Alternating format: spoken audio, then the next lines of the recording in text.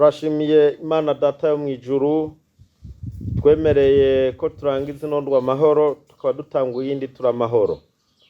Nkuko tubimenyereye kini ca kiganiro c'urufatiro rw'amasengesho. Ijambo ry'Imana kugira ngo umuntu wese aryakiriye rishobore kumufasha muri ino ndwi agira ico asengerako.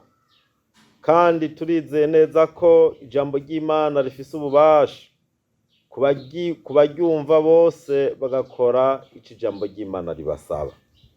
Tugomba dusangira amajambo y'Imana ari mu butumwa bwiza bwa Yesu Kristo uko bwanditswe na Matayo igice ca 25 duhere ku murongo wa 6. Havuga ngo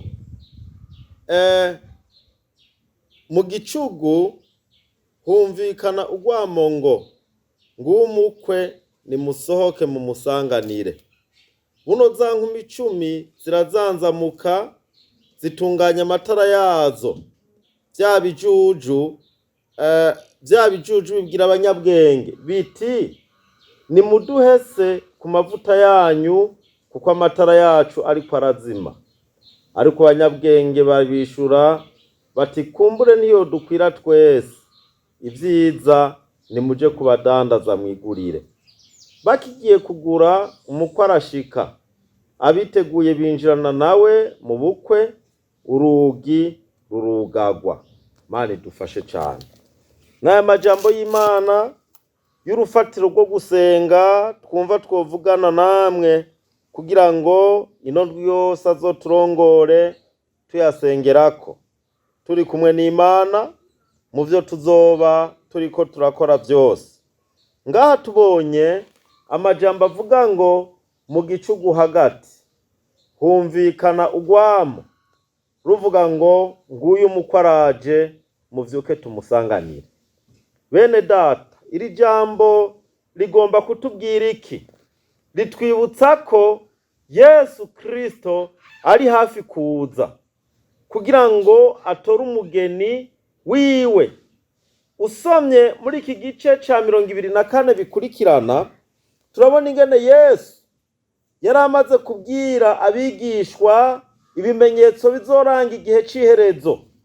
Arababwira ingene ihanga rizotera irindi hanga, arababwira ingene ubwami buzotera ubundi, arababwira ingene amapfa azoba ku isi yose n'ibindi vyinshi bizoshika mu gihe c'iherezo.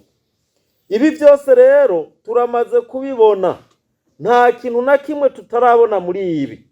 Arababwira ati mu gicugu hagati haca humvikana urwamo. Ni mu gihe inkumi 5 z'ibijuju n'izindi 10 zose zari kumwe, ariko 5 zari zifise amavuta, zindi 5 ntizari zatwaye amavuta. Amatara yabo arabazimana, biruka kugira ngo baje kugura amatara nabo baze gusanganira umukwe. Mugabo iri jambo rivuga ngo mu gicugu humvikana urwamo, bisigura ko twebwe uyu munsi tugeze mu gicugu c'ivyo Yesu yatubwiye. Urugwamo yari yahejeje kuruvuga ko hazoba intambara hakaba impuha. N'ubu tuvugana hari intambara nyinshi, ibihugu biriko biratera ibindi, amahanga arahanzwe n'ibibazo bitandukanye, imyuzura ku isi, za nyamugigima, amapfa, intambara, ibihugu bikomeye by'amapwisasi akomeye biriko biraterana nk'uko Yesu yabivuze. Ariko abantu benshi kibabaje barasamaye.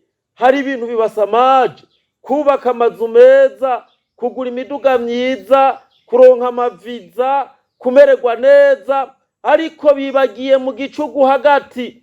Ibiriko biravuga muri iki gicugu, intambara ziriko ziravuga, zivuga ngo nguwo umukwe araje nimuvyuke tumusanganire. N'aya majambo y'Imana ndabipfurije kugaba. Muntu wese uri kuranyumviriza, ndakwipfurije kumenya ibi ko turi mu gicugu hagati, kandi ko Yesu nawe ari hafi kugira ngo atware ishengero. Dusenga Imana. Mana, turagushimiye kuri aya majambo yawe twibukije ko turi mu gicugu hagati, kugira ngo ntitujya mu mukondora zosi, kugira ngo ntitube nka ba bantu b'ibijuju batari bafise amavuta. Ariko ndasenze ngo umuntu wese umuha amavuta yo guterama, umuha amavuta yo kugaba, kandi tumenye kuri ku rugi niwaza tuze tugusanganire kubwa Kristo Yesu umwami wacu. Amen.